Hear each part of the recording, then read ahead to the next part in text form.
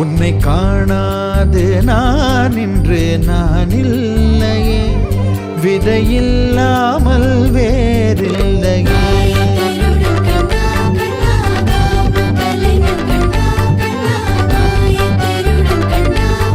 Krishna,